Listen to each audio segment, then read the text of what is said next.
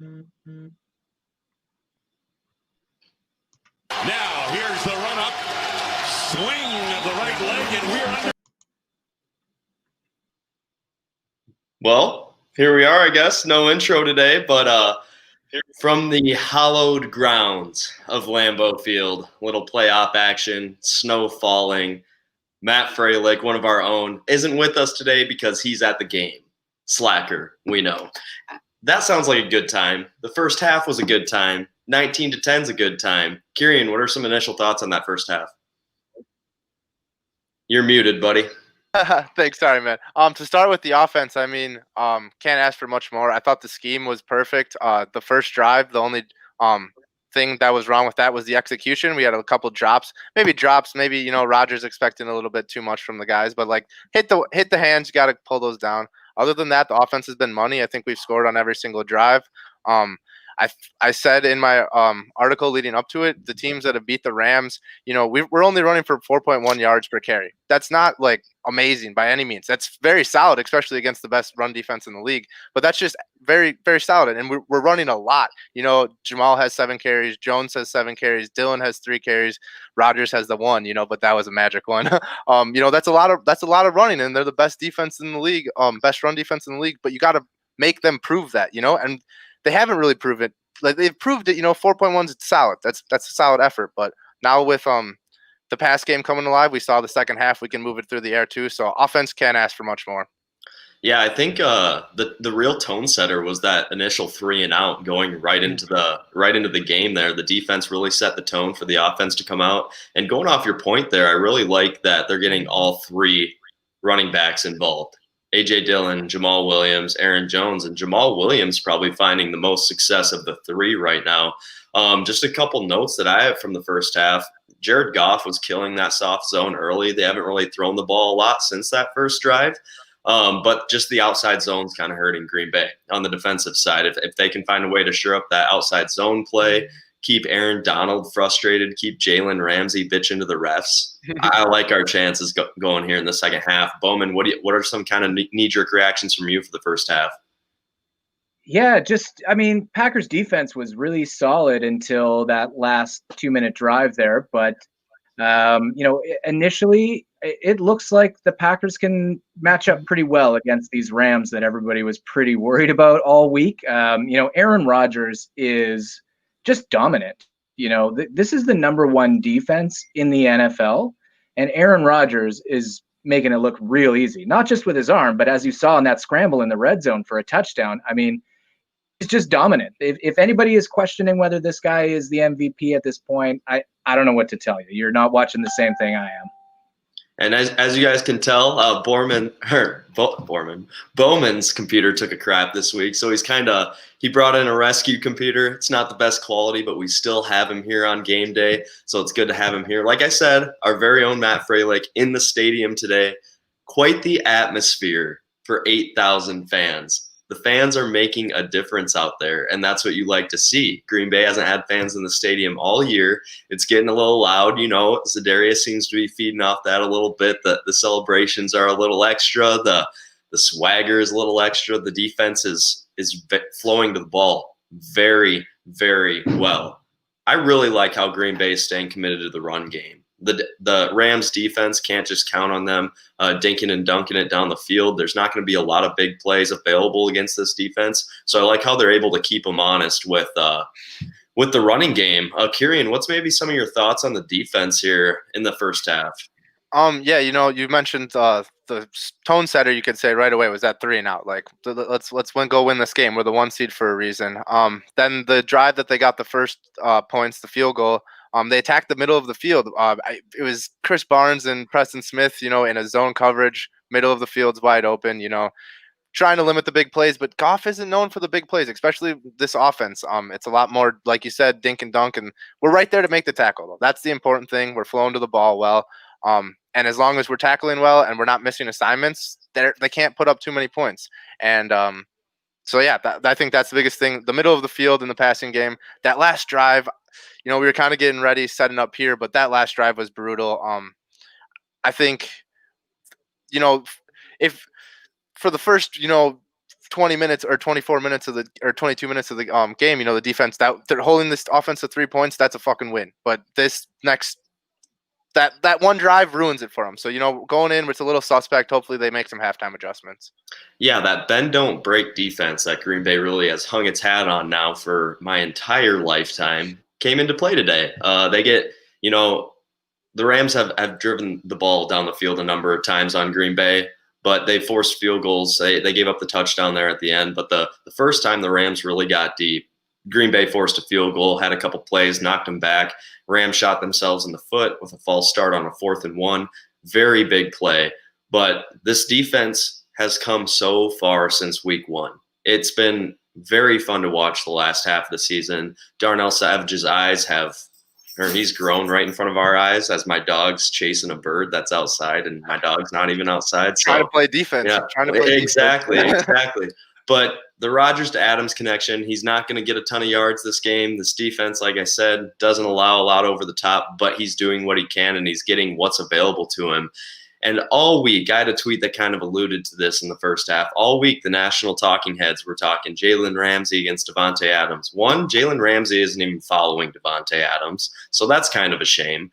And two, he follows him in the red zone, okay, but MVS is eating Jalen Ramsey's lunch. He has 2 catches on Jalen Ramsey in the first half when he's been lined up against him only like 4 or 5 times. 2 targets, 2 catches on him. Davante Adams is getting a number of catches on him. You can tell Jalen Ramsey was about to blow up on that touchdown reception because they were barking before this game even started. So we had our popcorn. We were ready. I don't really know what else to say on that. Yeah, no, 100%. I mean, I think you bring up a really great point with pissing them off. And I think that has a lot to do with execution. These guys are dominant. They're used to dominating at every level, even at the professional level, even in the biggest moments. And they come in and they're like, this guy shouldn't be beating me. Why is he beating me? And Elton Jenkins is just like, this is what we do here in Green Bay. This is we got Matty LaFleur in here. This is the scheme. If we execute, we know we're going to be put in a good position to win. And that's all you got to do is go out there and execute. And that when a good team executes well against star players, those star players get frustrated. And you saw that right away in the first half. So I'm not really sure if Elton Jenkins is the biggest talker out there. But Aaron Donald was frustrated. He clearly doesn't like being blocked. What did you maybe see on that play that might have irked Aaron Donald a little bit? Well, I don't know about the play. It's just like, good blocking and getting frustrated because you aren't dominating. But what was amazing to me was this star player grabbing at your face mask and smacking you, and Elton Jenkins just doesn't even react, dude. That's incredible. I'm a fiery guy. If we talked about that game at 21 so long ago, we still think about that. We're fiery guys.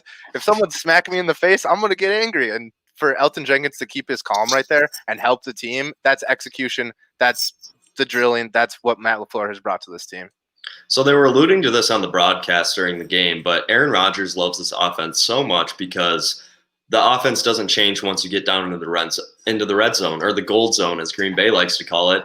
Most teams have a specific set of plays, or they almost change the playbook once they get inside the 20 because all those windows of opportunity are so much smaller than in the middle of the field. So in the red zone, they bring Davante across the formation. Jalen Ramsey's jogging with him, and he jogged on that first motion, and then he sprints back to the right. They get that little arrow route for a touchdown, and that design is the epitome of this Matt LaFleur offense. You put a great quarterback in this quarterback-friendly system, there's no limits to where it can go. The best quarterback in this system maybe was like Jake Plummer or something back in the day. We have not seen a quarterback of Aaron Rodgers' stature play in the Shanahan tree, play in the Shanahan system. And Matt LaFleur was given a gift when he came to Green Bay, has Aaron Rodgers as the quarterback, but Aaron Rodgers has making the most of the opportunity as he looks just like he did when he was age 29, 30, 31, maybe even better. If they would have had the collective talent in 2011 that they had and they were running this system, they would have put up 50 a game. What are you maybe seeing in the first half here on the offensive side of the ball that gets you excited for the second half? So yeah, I mean, Rodgers has been money. I think a big you're talking about Adams going in motion, and LaFleur mentioned in some press conferences earlier this week that like we don't have to like add that to the playbook specifically for this game. That's just what we do. So it's not going to be doing anything different. I think for second half adjustments, look, we talked about a lot, the pounding that running game. We've really put an emphasis on running the ball. We've run the ball almost 20 times. That opens up the play action. We ran the ball a lot on those goal-to-goal situations. I think that first time we kicked the field goal in the goal-to-goal situation, that was the first time in like 19 goal-to-goal situations or something we kicked the field goal. I'm glad that's out of the way so we can move on past that. But yeah, play action. We've been running the ball. We've been running the ball. Here comes the play action, baby. Big plays, hopefully. But don't force the big play. I trust Rodgers won't force it. We'll be good. I feel that. So for me, right before I get into my second half adjustment here, the big turning point of the first half wasn't a score, wasn't putting the ball in the end zone, wasn't Devontae Adams scoring. It was a 2nd and 10 play. Zadarius Smith cuts through a double team, doesn't even hardly get touched, and forces 3rd and 16 on a huge sack. Completely killed momentum, completely put the momentum on Green Bay's side, and then they get the ball and they go down and score the very next possession. So that for me was the big turning point of the first half, and it's good to see the defense taking that initiative away from the offense, allowing the offense opportunities to go and pad the score like they did. But adjustments here for the second half, I really just have containing Akers on the outside. Cam Akers, 1-cut running back, looks really good when he can make that 1 cut and go in this zone scheme that we're so used to watching now in Green Bay. He looks like he's going to be a really good player in the future, as he even is now. But just containing him in the outside, we haven't had much trouble when they run it up the middle, which is good to see. I think Snacks Harrison actually is making a little bit of a difference on this defense. But when he gets to the outside, sometimes you see Preston or Zadarius cheating in. Sometimes they spin the wrong direction, and then once they get to the outside, all hell breaks loose, and it's kind of up to Adrian Amos, Darnell Savage, and the guys on the back end to make that play to save the defensive line's butt. What do you see for the second half going forward that Green Bay needs to do to really solidify this victory and head into the NFC Championship? Yeah, the offense is doing a great job, but this is the best defense in the league, and I think there's going to be a counterpunch. They didn't get any pressure on Rodgers at all, so I expect them to blitz, expect them not to let Rodgers have all this time. So the defense is going to have to step up.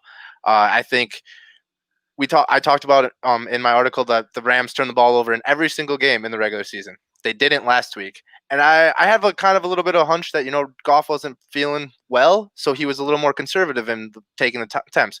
He was feeling pretty well. He was slinging the ball through the middle of the field. I think he's going to get a little aggressive. I think he's feeling good. The weather isn't affecting him, but I think if he's feeling good, he's going to try and press the ball down the field. So turnovers, that would be great. Turnover sacks, like you said, that's his area. Sack was really the turning point. If we get a couple of those, hopefully a tip pass, that'll solidify the game for us. So they've targeted Jair Alexander 1 time in the first half. It was the first drop back to pass play of the game. It probably would have been a completion, but Preston Smith saved the day, put his big mitts in the air, and got a deflection. So my big prediction for the second half here is we're going to see Jair Alexander's first interception since week 1 against the Minnesota Vikings. No fault of his own that he hasn't had a pick since then. No one throws the ball at him. So if no one throws the ball at him, how do you get an interception? There's a guy in my mentions right now, probably a Rams fan, talking about how Ramsey has shut down all these guys all year and how Jair isn't playing a better game. Well, Jair has 1 target, 0 yards. Ramsey's given up 5 catches now in the first half. Sorry, it doesn't fit your national narrative. But second, what are you most excited for as we're getting a kickoff here? Packers are about to get the ball back. Yeah, I'm excited for the defense to, if the defense shuts them down right here, the national narrative is going to be about how you should be scared of the Packers defense. So let's make that the national narrative going into next week after we get this W. I like that. So for Packers Worldwide, I'm Ryan Schoberg next to Kieran Sprecher, Ryan Bowman behind the scenes, and Matt Freilich in Lambeau Field. Thanks for joining us. We'll hopefully see you next week for the NFC Championship. Cheers. Now. No outro. It is what it is. All right, dude. Now here's the run-up. Swing of the right leg, and we're underway. Here we go. You know what time the game starts? All right, here we go, fellas. Let's have a little fun today. Is anybody else tired, or is it